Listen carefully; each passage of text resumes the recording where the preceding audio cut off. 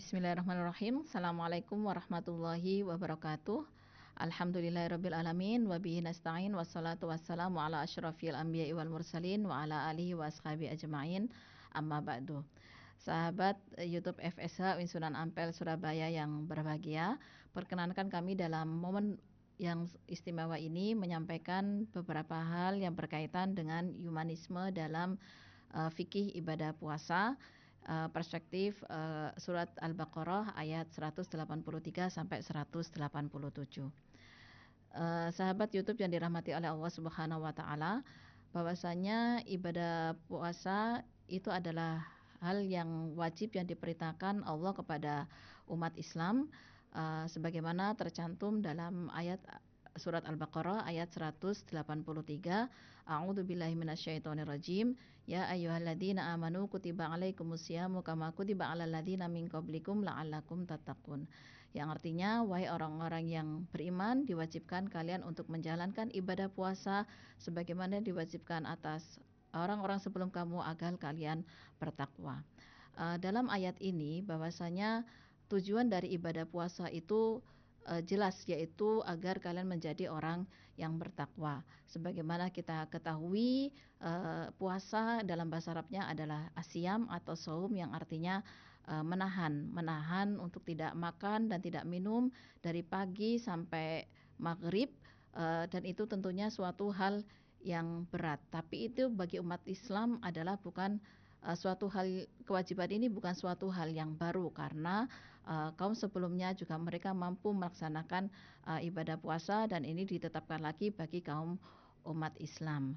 Dan ini dalam agama Islam juga ada syarat-syarat tertentu ibadah puasa ini menjadi wajib, yaitu diantaranya pertama, wajib bagi orang yang beragama Islam, wajib kepada orang yang berakal, sehingga bagi yang tidak yang gila atau yang lainnya itu tidak diwajibkan berpuasa. Wajib bagi yang baligh, sehingga kalau anak-anak berpuasa itu bukan kewajiban sebenarnya bagi mereka, ya, belum wajib, tapi mereka boleh melaksanakan ibadah puasa.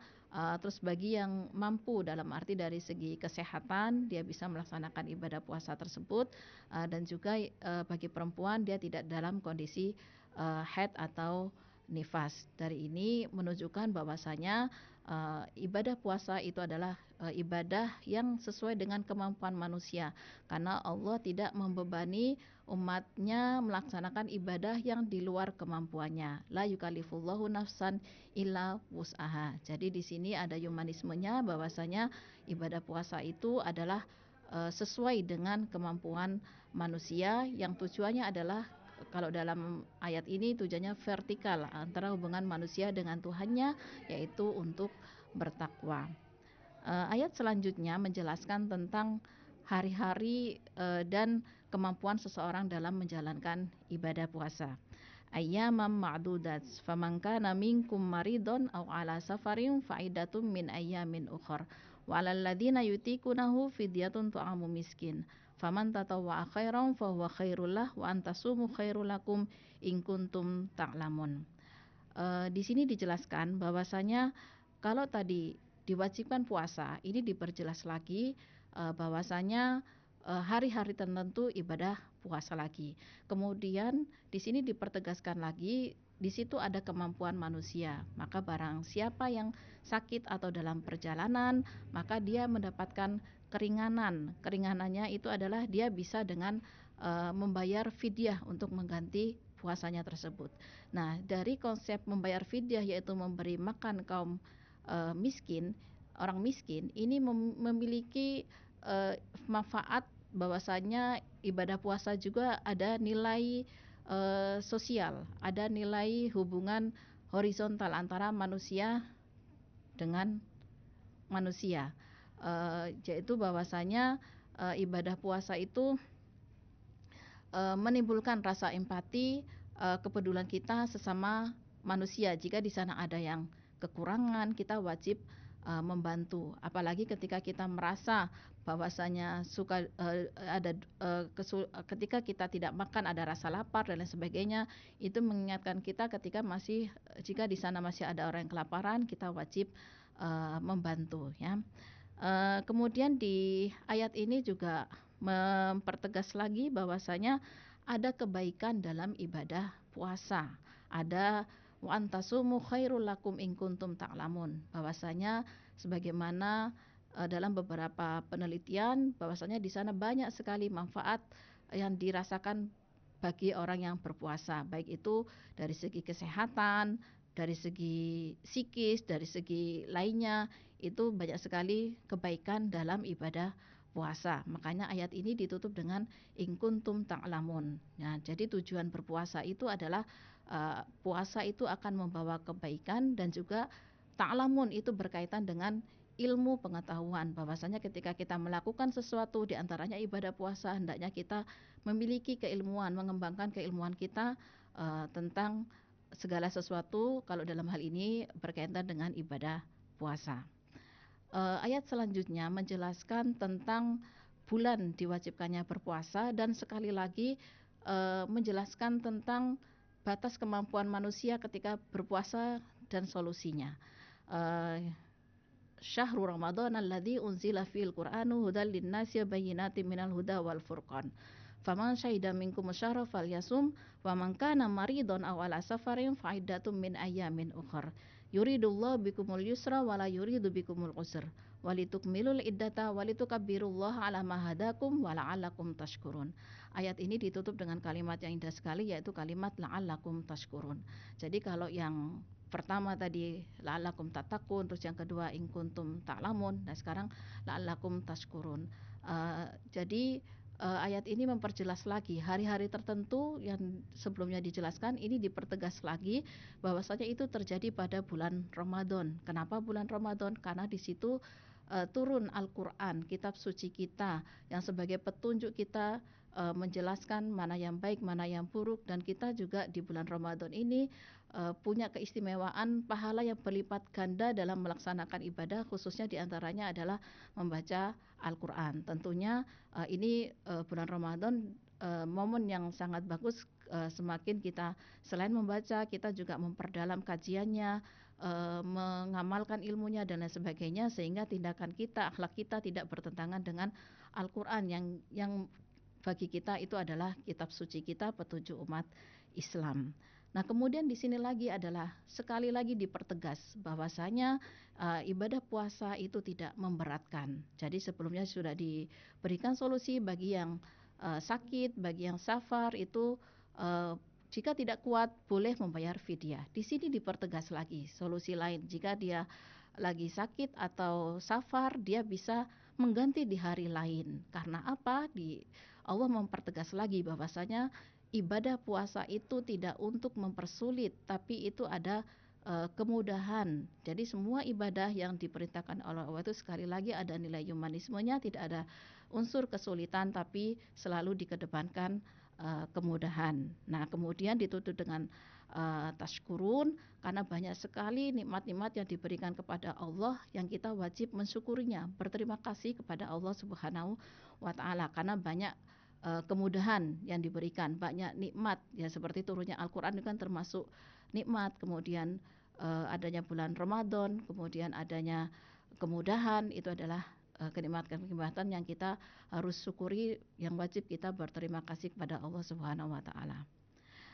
Sahabat YouTube FSA Uinsa yang dimuliakan oleh Allah Subhanahu wa taala, ayat selanjutnya memperjelas lagi hubungan antara manusia dengan Tuhannya. Wa idza sa'alaka ibadi anni fa inni qarib ujibu da'watad da'i idza da'an falyastajibuli wal yu'minu bi la'allahum yarsyudun. Ini ayat ini juga ditutup dengan kalimat la'allahum yarsyudun. Jadi kalau tadi ayat-ayat sebelumnya menjelaskan tentang mekanisme puasa, di sini juga mempertegas lagi ini adalah momen yang pas bagi kita untuk mendekatkan diri kepada Allah Subhanahu wa taala, baik itu dengan memperbanyak ibadah, dengan berdoa, karena bulan Ramadan adalah waktu yang mustajab untuk berdoa, jadi waktu-waktu yang dikabulkan doa kepada Allah, maka kita harus meminta dan berdoa hanya kepada Allah Subhanahu wa taala, karena meminta dan berdoa itu adalah bagian dari menunjukkan kelemahan kita di hadapan Pencipta, yaitu di hadapan Allah Subhanahu wa taala. Mempertegas bahwasanya kita hanya percaya kepada Tuhan, yaitu Allah Subhanahu wa taala. Bahkan Allah mempertegas bahwasanya Allah itu dekat dengan kita sehingga kita tidak boleh eh, menyepelekan doa kita ya. Jadi kita harus percaya bahwasanya eh, ibadah kita, doa kita itu hanya untuk dan kepada Allah Subhanahu wa taala. Karena apa? Karena biar kita selalu berada dalam kebenaran. Jamaah FSH yang dirahmati oleh Allah Subhanahu wa taala. Selain berbicara tentang mekanisme puasa, beribadah pada puasa, ayat ini juga tidak sungkan-sungkan lagi bahwasanya di sana ada hasrat seksual yang dibutuhkan manusia. Jadi ini sekali lagi menunjukkan adanya sisi humanisme dalam fikih ibadah puasa ini. Ayat ini agak panjang. A'udzubillahi minasyaitonirrajim. Uhilla lakum lailatas syamir rafatu ila nisaikum hunna libasul lakum wa antum libasul lahun.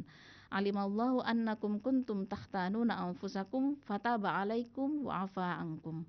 Fal'ana bashiruhunna wabtaghu ma kataballahu lakum wa kulu washrabu hatta yatabayyana lakumul khaytul abyadu minal khaytil aswadi minal fajr thumma atimu siyama ilal lail wa la tubashiruhunna wa antum akifuna fil masajid.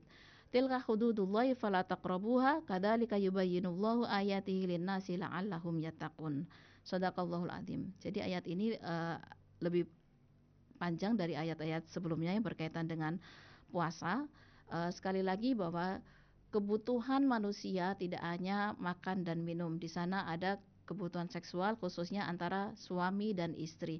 Dan Allah dalam ayatnya ini tidak malu untuk mengajarkan kepada kita bahwasanya Allah memahami kebutuhan manusia, kebutuhan seksual ini, dan mempertegas bahwasanya meskipun bulan suci Ramadan boleh pasangan suami istri melakukan hubungan seksual namun di saat yang tepat, yakni di malam hari.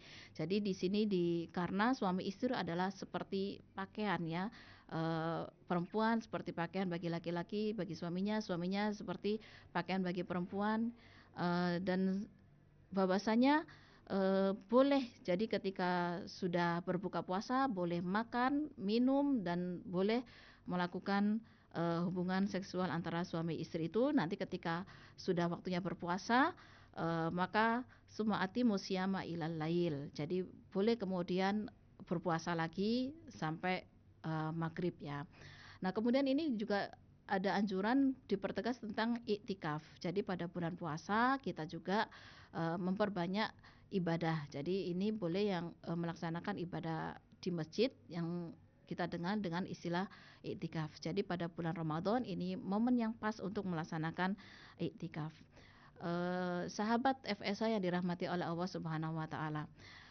Jadi bahwasanya ada batasan-batasan dalam melaksanakan ibadah puasa, tidak sekedar puasa, tapi di sana ada peraturan-peraturan yang harus kita taati. Makanya ada la'allakum tatakun, agar kita bertakwa, yaitu melaksanakan perintah Allah dan tidak melanggar aturannya. Ya tentunya ketika ada aturan kita harus mentaatinya.